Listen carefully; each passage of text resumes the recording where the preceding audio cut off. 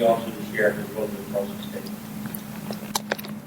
I'm going to make sure we're in the process of putting together what we call a 90-day report from Annapolis. It's a consensus of the General Assembly, Department of Legislative Services putting together a document, and then your team, each individual team puts together a document. I'll make sure that we will leave the 2017 document. The redistricting of 2010 took effect in 2014, caused Delegate Joseph Valerio to be moved out of 27. So, lo and behold, there was a position open. And that position, 27B, is where we stand today, part of the 27B district. Goes up Route 5 to Woodyard Road, comes down, takes around, and where Doc lives. I don't know how that happened. I wasn't part of the drawing of the lines. And then it cuts back around to Dangerfield, and then comes in. It's kind of weird. But it goes into Calvert County. So, we know what night and day looks like, right? So who was outside a little earlier today? Well, but let's start with the morning. This morning was misty and rainy, right?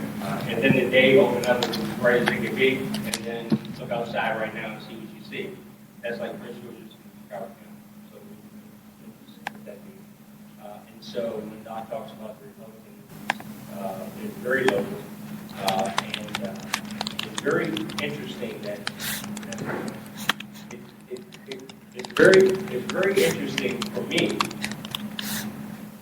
This was the first time in my political career that I've ever had to actually really run a general election. Prince George's County, you win the primary, pretty much said it was Democratic. So in 2014, I had to run a general. And, some people fall asleep on the general election. Some people don't go out and vote on the general election. And then if you pay attention to who votes in the general election, you'll see where people really stand in the party line. Right? They vote on the Prince Georgia side. They would vote Democratic because they want the resources from the Democratic leadership in Annapolis. On the general side, where that doesn't really matter anymore, for the local politicians, they vote Republican. So we have a few polls in the southern part of this county where you see people, they will come out and they will vote Republican. I found that out the hard way, kind of shocking when I looked at my numbers toward the end, but we know now. As far as Annapolis goes, this particular session, again, you'll have a more detailed document later.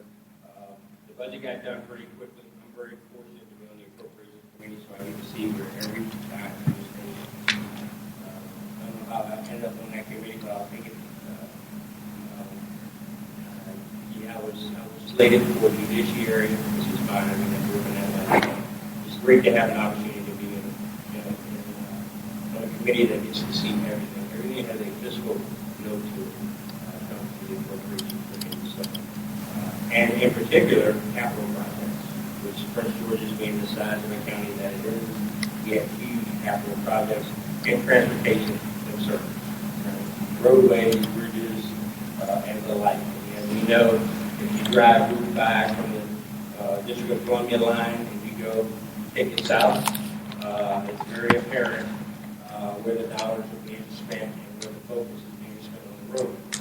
We know how raggedy Route 5 and Rail 1 and some of these other roads some of the big roads can be. So something else to keep that pressure on, particularly now since you got a Republican governor. So there were a couple things that occurred, three things that occurred.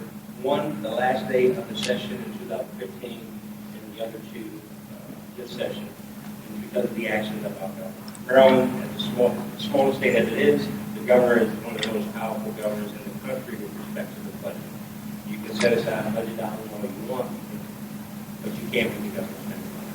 So last year, 2015, we're operating on the local commission formula for schools.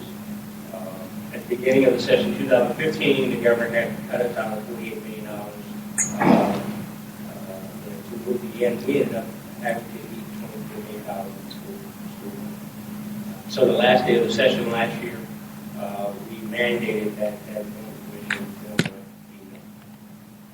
Should have a mandate thing, particularly talking about the education of our young people, particularly talking about our governor's standpoint, the businessman talks about bringing business to Maryland, who's going to get jobs if you can't, if they're uneducated. So, on the last day of session before Sonny died, we mandated that funding. Secondly, last year we set aside $15 million operating dollars for our hospital system, which is actually this turned out to be this year's best priority, biggest priority. So there's $15 million operating commitment that was made. And remember, this commitment didn't start with the Democratic governor now. It started with the Republican governor earlier. Again, we have a Republican governor this go around that says he's not going to give Chris Rudy the money. We set the money aside, as the office we call it, along with the student dollars that he did not spend the money. So $48 million went down to 20 or 24 million dollars, so we had to eat $24 million in school debt to come out of our budget to operate our classroom, plus $15 million for the house. It was a huge hit for us going into this year's session.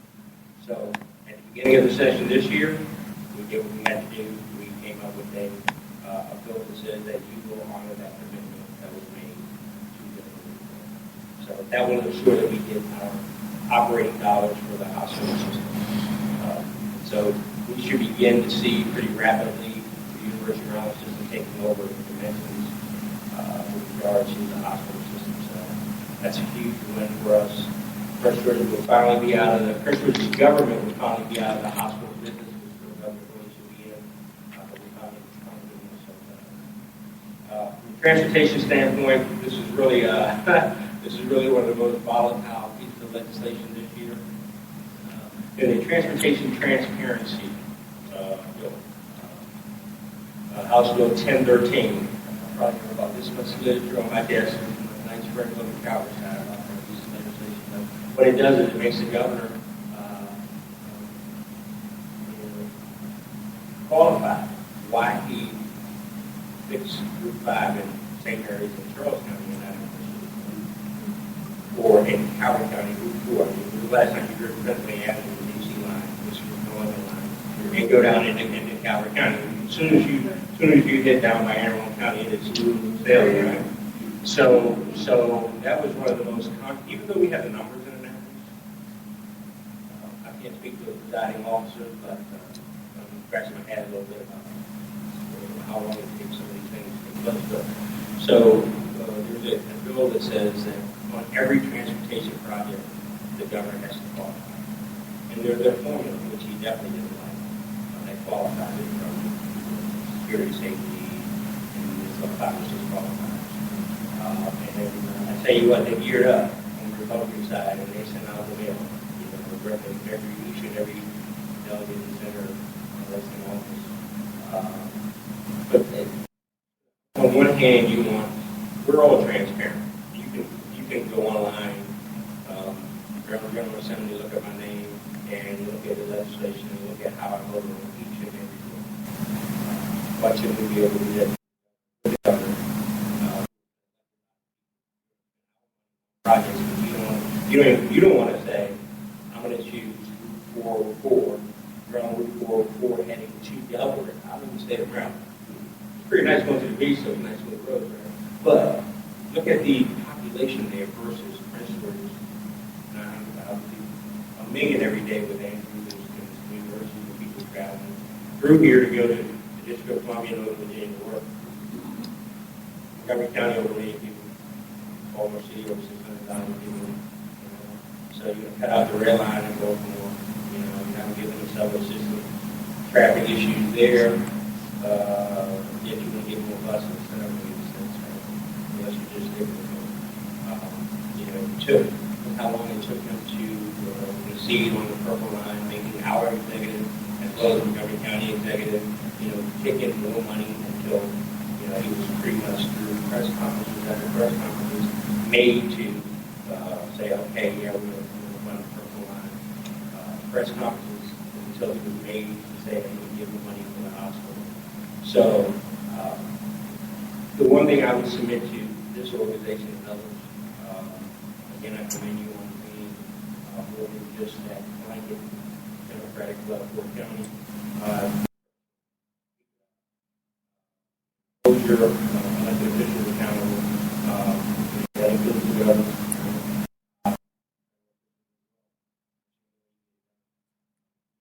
Strategy this term was to, multiple press conferences where you're talking about big ticket items for the citizens of the county.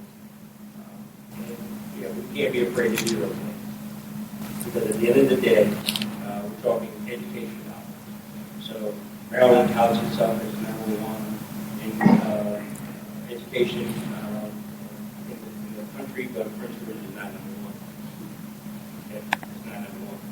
So we're like something real, right? So we've got to make sure we push that envelope each and every time.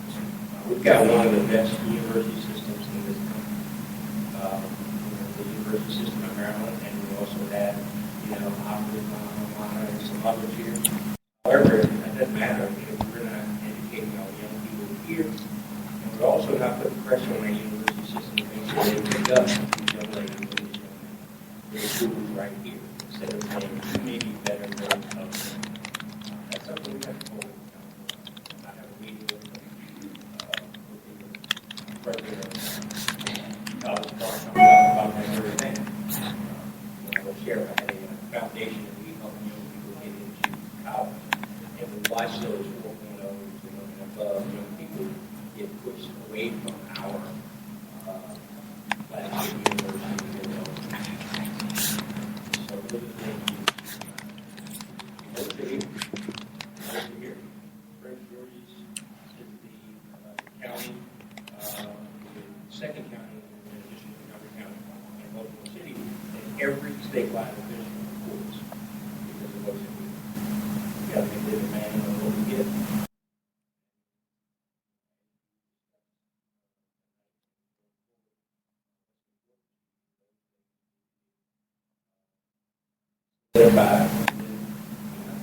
There's a lot of representatives on the south side of this county.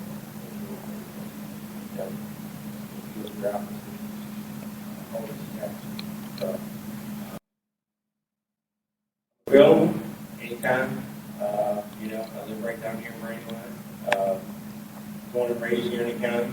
Graduated from Boston High School. Cavalier. And more importantly, my son lives right across the street. My grandkids. So it just matters to me. This is why I stay in this crazy name. Whatever it's called.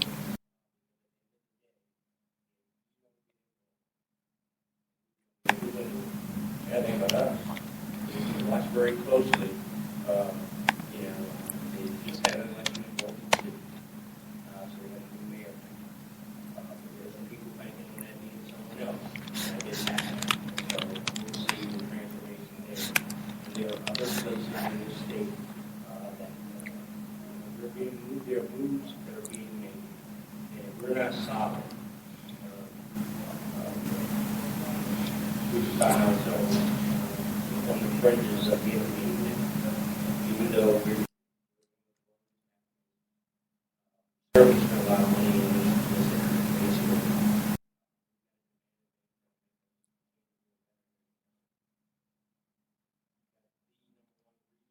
New resort in this country, right here in our county. Again, we've got one of the rivals. You can rival our university system within the bill that came through this year to join, like the other Big Ten university systems, to join our flagship department, our flagship and our professional, that's College Park and Baltimore. So they're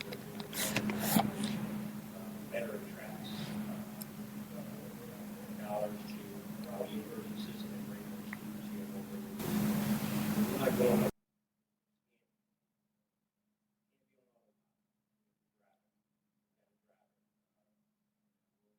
We're going to be competing, and I'll say this now, but we're going to be competing against those other two jurisdictions. We're competing against Montgomery County for a while, quite a while. And we're getting ready to compete with Baltimore a little more. Because Baltimore, things are changing in Baltimore, which is a good thing. Not at ours. Not at ours. We're still the big county that I call it. We still